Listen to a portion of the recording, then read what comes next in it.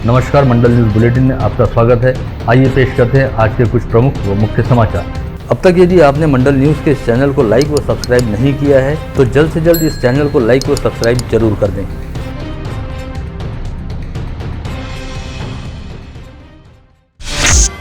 राज्य निर्वाचन आयोग द्वारा राज्य के विभिन्न ग्राम पंचायतों का चुनावी कार्यक्रम आज घोषित कर दिया गया, जिसके मुताबिक आगामी 13 अक्टूबर को राज्य के 18 जिलों की 1166 ग्राम पंचायतों के चुनाव होंगे। साथ ही इस बार सरपंच पद का चुनाव सीधे जनता द्वारा किया जाएगा, जिसके बाद 14 अक्टूबर को मतगणना करते हुए चुनावी नतीजे घोषित किए जाएंगे। राज्य निर्वाचन आयोग द्वारा आज से ही इस चुनाव के लिए आचार संहिता घोषित कर दी गई है और नामांकन की प्रक्रिया आगामी 21 सितंबर से शुरू हो जाएगी।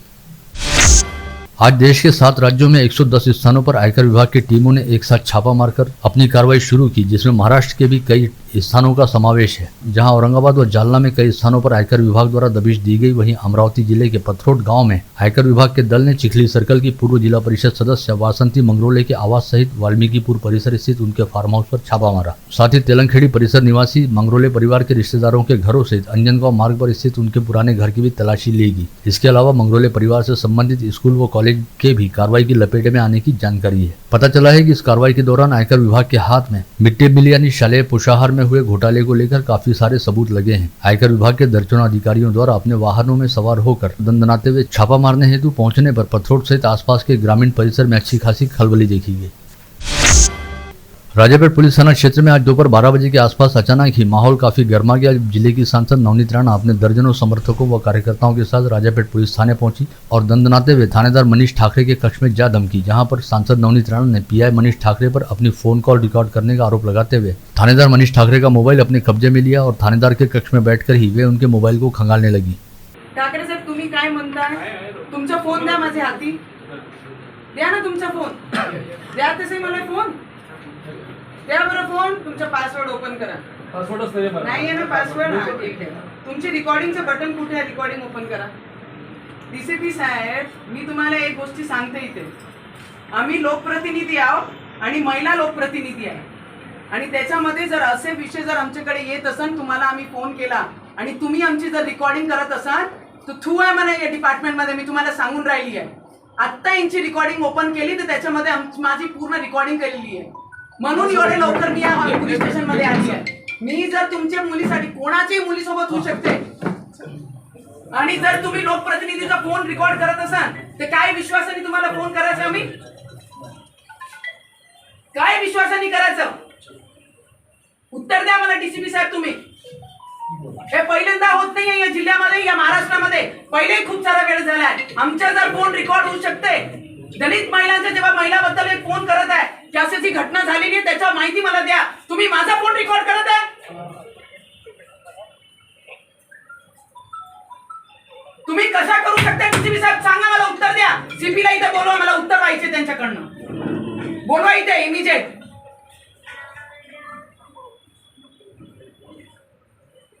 हमने क्यों फोन किया? हमारी बेटी है, हमारे विचारधाराओं के साथ में अलग गई है, हमको सिर्फ लाके सामने करो ये बोलासाठी मी फोन केला आणि तुम्ही माझा फोन रेकॉर्ड करत आहे? तुमची एवढी हिम्मत? इस समय मोबाइल को अपनी निजी संपत्ति बताते हुए थानेदार मनीष ठाकरे ने जब सांसद नवनीत राणा को ऐसा करने से रोका तो सांसद नवनीत राणा और भी अधिक बिफर गई। वहीं इस दौरान इस हंगामे की जानकारी मिलते ही शहर पुलिस उपायुक्त विक्रम साली व सहायक पुलिस आयुक्त भारत गायकवाड़ भी राजापेट पुलिस थाने पहुंच चुके थे, जिन्होंने थानेदार मनीष ठाकरे के साथ मिलकर उनके ही कक्ष में सांसद नवनीत राणा से चर्चा की। इस समय तक सांसद नवनीत राणा के सभी समर्थकों को थानेदार ठाकरे के कक्ष से बाहर निकाल दिया गया था। मी काय म्हणत आहे ठाकरे साहेब, तुमचा अति झालेला तुम्हाला सांगून राहिली मी, तुमची अति झाली आहे। दादा शिवाय पोलीसवाल्यांना मी कधी बोलत नसते। मी दादा शिवाय कधी कोणते पोलीसवाला असला, कॉन्स्टेबल असला तर दादा शिवाय बोलत नाही। मी काय म्हणत आहे, तुमची हिम्मत कशी झाली माझा फोन रेकॉर्ड करण्याची? सीपीला इथे बोलवा, नाही तर मी उठत नाही इथून आज। इस बातचीत के दौरान सांसद नवनीत राणा ने राजापेट पुलिस थाना क्षेत्र के एक परिसर से लापता हुई लड़की को 2 घंटे के भीतर ढूंढ निकालने का अल्टीमेटम पुलिस प्रशासन को दिया। राज्य की महाविकास आघाड़ी सरकार के पतन तथा शिंदे भाजपा सरकार के गठन के बाद जहां एक और शिवसेना में बिखराव का दौर शुरू हो गया है, वहीं राज्य में सभी राजनीतिक समीकरण भी बड़ी तेजी के साथ बदल रहे हैं। इसी कड़ी में अमरावती जिले में शिवसेना के कद्दावर नेता रहने वाले और अब तक जिला प्रमुख जैसे जिम्मेदारी वाले पद का जिम्मा संभालने वाले राजेश वानखेड़े द्वारा शिवसेना को छोड़कर भाजपा में प्रवेश किया जा रहा है। जानकारी के मुताबिक कल नागपुर में राज्य के उप मुख्यमंत्री देवेंद्र फडणवीस तथा भाजपा के प्रदेशाध्यक्ष चंद्रशेखर बावनकुले की उपस्थिति में राजेश वानखेड़े द्वारा भाजपा में प्रवेश किया जाएगा।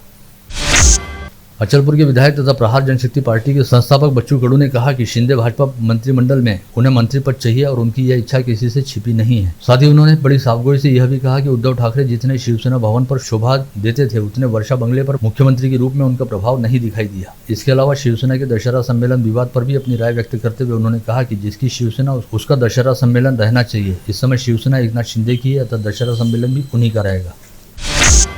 चुनावी रणनीतिकार और राजनीतिक मार्गदर्शक प्रशांत किशोर अब स्वतंत्र विदर्भ आंदोलन के साथ भी जुड़ने जा रहे हैं। इसके तहत उनकी गत रोज ही अमरावती व नागपुर के विदर्भवादियों के साथ जूम मीटिंग ऐप पर ऑनलाइन चर्चा हुई, जिसमें वरिष्ठ विदर्भवादी प्रकाश पोहरे, पूर्व विधायक आशीष देशमुख, उद्योजक नितिन मोहोड तथा नितिन रोंघे व मुकेश समर्थ आदि ने हिस्सा लेकर प्रशांत किशोर के साथ स्वतंत्र विदर्भ के बारे में चर्चा की। इस ऑनलाइन बैठक में यह तय हुआ कि आगामी 20 सितंबर को नागपुर में सभी विदर्भवादियों की एक बैठक आयोजित की जाएगी, जिसमें खुद प्रशांत किशोर भी अपनी टीम के साथ उपस्थित रहेंगे।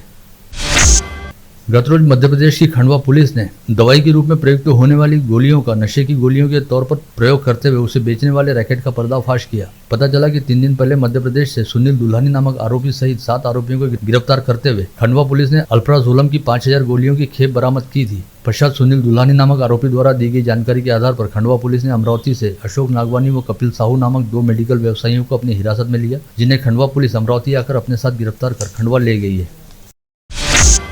भातकुली डीपी रोड स्थित व्यास लेआउट के निकट श्री चिंतामणि नगर में बनने जा रहे श्री चिंतामणि विनायक गणेश मंदिर के प्रस्तावित निर्माण स्थल पर विगत 31 अगस्त से 10 दिवसीय श्री चिंतामणि विनायक गणेश महायज्ञ का आयोजन चल रहा है, जिसके तहत आज बुधवार 7 सितंबर को भव्य दिव्य संत सम्मेलन का आयोजन किया गया, जिसमें देश के अलग अलग हिस्सों से तपस्वी संत महात्मा उपस्थित हुए, जिन्हें समारोह पूर्वक शोभा यात्रा के जरिए नेहरू मैदान से चिंतामणि नगर तक ले जाया गया।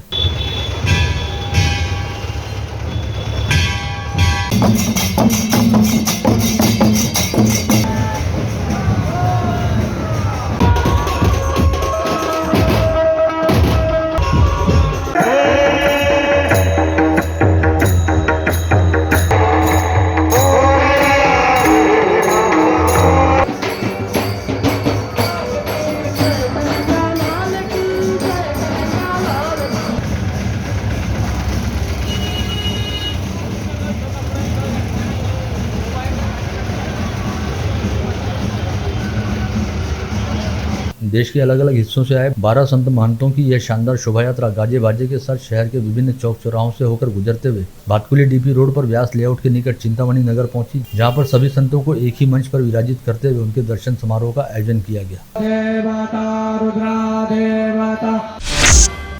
अमरावती में चल रहे श्री चिंतामणि विनायक गणेश महायज्ञ के आयोजन में हिस्सा लेने हेतु अमरावती पहुंचे अखिल भारतीय संत समिति के राष्ट्रीय कोषाध्यक्ष व फैजपुर निवासी महामंडलेश्वर श्री स्वामी जनार्दन हरि जी महाराज ने आज एकता प्रॉपर्टी डीलर्स एसोसिएशन के अध्यक्ष व यश एसोसिएट्स के संचालक कैलाश गिरोलकर के कैंप परिसर स्थित कार्यालय को भेंट दी, जहां पर गिरोलकर परिवार द्वारा स्वामी जी का भावपूर्ण स्वागत करने के साथ ही शानदार अगवानी की गई। विगत 31 अगस्त से 10 दिवसीय गणेशोत्सव शुरू हुआ था और अब आगामी 9 सितंबर को अनंत चतुर्दशी से घरेलू व सार्वजनिक गणेश प्रतिमाओं के विसर्जन का दौर शुरू होगा, जिसके तहत घरेलू प्रतिमाएं तो 8 व 9 सितंबर को ही विसर्जित कर दी जाएंगी। वहीं सार्वजनिक मंडलों की गणेश प्रतिमाओं के विसर्जन का सिलसिला 9 सितंबर से शुरू होकर 15 सितंबर तक चलेगा। ऐसे में 6 दिनों के दौरान विसर्जन रैलियों के रास्तों और विसर्जन स्थलों की CCTV कैमरों के जरिए निगरानी की जाएगी। साथ ही शहर सहित जिले में विभिन्न स्थानों पर संबंधित पुलिस महकमों द्वारा कड़ा बंदोबस्त भी लगाया जाएगा। इस बात के मद्देनजर शहरी क्षेत्र में शहर पुलिस आयुक्त डॉक्टर आरती सिंह व ग्रामीण क्षेत्र में जिला पुलिस अधीक्षक अविनाश बारगल की अगुवाई में अभी से ही विसर्जन स्थलों का मुआयना करते हुए वहां पर किए जाने वाले तमाम इंतजामों की समीक्षा की जा रही है। अमरावती शहर के सक्कर साथ व इतवारा बाजार परिसर स्थित भगवान बालाजी के मंदिर से आज भगवान बालाजी की जल विहार शोभा यात्रा बड़ी धूमधाम और पूरे विधि विधान के साथ निकाली गई, जिसमें शहर के धर्मशील नागरिकों द्वारा बड़े उत्साह के साथ हिस्सा लिया गया। दोनों मंदिरों से निकली यह जल विहार शोभा यात्रा अम्बा देवी मंदिर के पास पहुंची, जहां पर जल विहार की प्रक्रिया पूर्ण करने के उपरांत दोनों शोभा यात्राओं का समापन किया गया।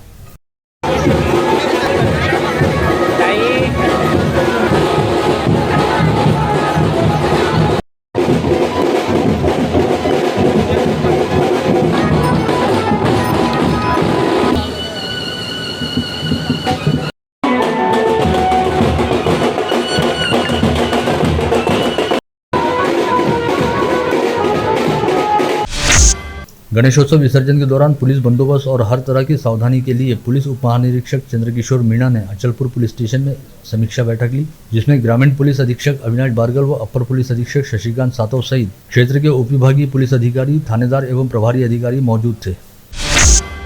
गणेशोत्सव विसर्जन के दौरान शांति व व्यवस्था बनाए रखने तथा अवांछित घटनाओं को रोकने के उद्देश्य से जिलाधीश पवनीत कौर भी अचलपुर व अंजनगांव की शांति समिति की बैठक में पहुंची, जहां पर उन्होंने अपने मातहतों को आवश्यक दिशा निर्देश दिए। आगामी 8 सितंबर से शुरू होने जा रहे गणेश विसर्जन को देखते हुए अमरावती महानगर पालिका प्रशासन द्वारा शहर में 20 स्थानों पर कृत्रिम तालाब बनाए गए हैं, जिनका आज मनपा आयुक्त प्रवीण आष्टीकर द्वारा जायजा लिया गया। आपल्या सर्वांना माहीतच आहे की येत्या 9 तारखेपर्यंत आपण विविध आपल्या घरातील जे गणपती आहेत त्या गणपतीचं विसर्जन आपण करणार आहे। या अनुषंगाने अमरावती महानगरपालिकेतर्फे पोलीस विभागाशी समन्वय साधून एकूण 20 स्पॉट ठरवून त्या ठिकाणी आर्टिफिशियल पॉन्ड जे आहेत विसर्जनासाठीचे जे काही कृत्रिम तलाव आहेत याची व्यवस्था करण्यात आलेली आहे। त्याचबरोबर वडाळी आणि छत्री तलाव इथे सुद्धा मोठ्या प्रमाणात विसर्जनाची व्यवस्था करण्यात आलेली आहे। अमरावती शहरातील सर्व नागरिकांना मी याद्वारे विनम्र आवाहन करत आहे की आपण आपल्या जे गणपती आहेत त्या गणपतीचे विसर्जन हे आहे हे 20 आपापल्या भागातील जवळचा आर्टिफिशियल पॉन्ड आहे, आर्टिफिशियल तलाव आहे, यामध्ये जाऊन आपण करावे आणि विहिरीमध्ये किंवा डबक्यामध्ये किंवा अन्य ठिकाणी विसर्जन करून मूर्तीची विटंबना टाळावी आणि पाण्याचं प्रदूषण आहे हे सुद्धा टाळावं, हे मी आवाहन अमरावती महानगरपालिकेतर्फे आपल्या सर्व अमरावती शहरातील सर्व नागरिकांना करत आहे। जिले के विभिन्न विकास कामों से संबंधित विषयों को लेकर आज जिले की सांसद नवनीत राणा ने स्थानीय जिलाधीश कार्यालय के सभागार में जिलाधीश पवनीत कौर सहित संबंधित विभाग के अधिकारियों के साथ एक समीक्षा बैठक की, जिसमें विकास कामों को लेकर सांसद नवनीत राणा द्वारा आवश्यक दिशा निर्देश जारी किए गए। प्रशासक की नियुक्ति रहने वाली 12 बाजार समितियों की संभावित मतदाता सूची और चुनाव का कार्यक्रम राज्य सहकार निर्वाचन प्राधिकरण द्वारा गत रोज घोषित कर दिया गया, जिसके अनुसार 27 दिसंबर से मतदाता सूची तथा 23 दिसंबर से नामांकन प्रक्रिया का काम शुरू होगा, जिसके बाद 29 जनवरी 2023 को प्रत्यक्ष मतदान होगा और उसी दिन मतगणना करते हुए 30 जनवरी को चुनाव के नतीजे घोषित किए जाएंगे। महानगर पालिका के पूर्व सभागृह नेता तुषार भारती ने महानगर पालिका आयुक्त प्रवीण आष्टीकर को ज्ञापन सौंपते हुए कहा कि विगत जुलाई व अगस्त माह के दौरान अमरावती शहर में 3 बार अतिवृष्टि होने की वजह से शहर के रास्ते काफी खराब हो गए। ऐसे में क्षतिपूर्ति मुआवजा के तौर पर मनपा प्रशासन द्वारा राज्य सरकार से 50 करोड़ रुपए की निधि मांगी जानी चाहिए, ताकि शहर के सड़कों की दुरुस्ती की जा सके। शहर सहित जिले के ग्रामीण इलाकों में 1500 से अधिक सार्वजनिक मंडलों द्वारा गणेश स्थापना की गई है और गणेश स्थापना हुए 8 दिन भी बीत चुके हैं, मगर सिर्फ 26 मंडलों द्वारा ही अधिकृत रूप से बिजली कनेक्शन लिए गए हैं। यह जानकारी खुद महावितरण द्वारा दी गई है। वहीं दूसरी ओर महावितरण का दामिनी पथक कहीं नजर नहीं आ रहा और इस पथक ने अब तक किसी भी सार्वजनिक गणेशोत्सव मंडल के खिलाफ कोई कार्रवाई नहीं की है, जबकि इस पथक को खुद महावितरण कंपनी द्वारा सार्वजनिक गणेशोत्सव मंडलों की जाँच के लिए तैनात किया गया है। श्री शिवाजी शिक्षा संस्था द्वारा संचालित शिवाजी साइंस कॉलेज के गुणवत्ता कक्ष के संयोजक डॉक्टर बर्डे द्वारा यहां बुलाई गई पत्रकार परिषद में कहा गया कि श्री शिवाजी शिक्षा संस्था के शिवाजी साइंस कॉलेज को नैक की विशेषज्ञ समिति ने A+ की श्रेणी बहाल की है। यह महाविद्यालय पहले ही देश की अग्रणी 200 संस्थाओं में अपना स्थान बना चुका है। भैंसदेही परिसर निवासी शेख हारून शेख अहमद ने आज यहां बुलाई गई पत्रवार्ता में कहा कि धारनी तहसील के मौजा तलई सर्वे नंबर 35 की प्लॉटों की खरीदी के सभी व्यवहार वैध तरीके से और नियमानुसार किए गए हैं और इस बारे में शेख वसीर शेख लाल द्वारा किए गए तमाम दावे पूरी तरह से गलत है। उमेश कोल्हे हत्याकांड वाले मामले की जांच कर रही एनआईए की टीम विगत 3 दिनों से अमरावती में है और तीसरे दिन एनआईए की टीम ने अमरावती शहर के यास्मीन नगर में जाकर एक जगह का मुआयना करने के साथ ही अमरावती सहित अचलपुर, परतवाड़ा व अकोला में रहने वाले करीब 15 लोगों के नाम नोटिस जारी कर उन्हें बयान दर्ज कराने हेतु तलब किया है। जिला स्तरीय अस्पताल में सोमवार 5 सितंबर को एक अल्पवयीन युवती की प्रसूति होने के बाद उसके पति के खिलाफ बलात्कार व पोक्सो कानून की धाराओं के तहत अपराध दर्ज किया गया है। गाड़गनगर पुलिस इस आरोपी की तलाश कर रही है। ग्रामीण पुलिस की अपराध शाखा ने पेट्रोलिंग के दौरान दरियापुर के गांधीनगर में एक जर्जर मकान पर छापा मारकर 7 लोगों को जुआ खेलते हुए रंगे हाथ गिरफ्तार किया। वाशिम जिला परिषद के शिक्षा विभाग में डाटा एंट्री ऑपरेटर के 5 पद भरे जाने हैं। इस पद के लिए आवेदन करने वाले उम्मीदवारों की खोज में खामगांव का एक दल सर्वे कर रहा है। इस दल के सदस्य एक उम्मीदवार को 1.5 लाख रुपए देने और नौकरी लेने का ऑफर दे रहे हैं। इस पूरी कारगुजारी का भांडा कॉल रिकॉर्डिंग से फूटा। ऐसे में वाशिम के प्राथमिक शिक्षा अधिकारी राजेंद्र शिंदे ने संबंधित उम्मीदवारों से ऐसे किसी प्रलोभन में नहीं आने की अपील की। आप देख रहे थे मंडल न्यूज बुलेटिन। हमारे चैनल को लाइक करें, शेयर करें और हाँ, सब्सक्राइब करना ना भूलें। कल होगी आपसे फिर मुलाकात, तब तक के लिए धन्यवाद।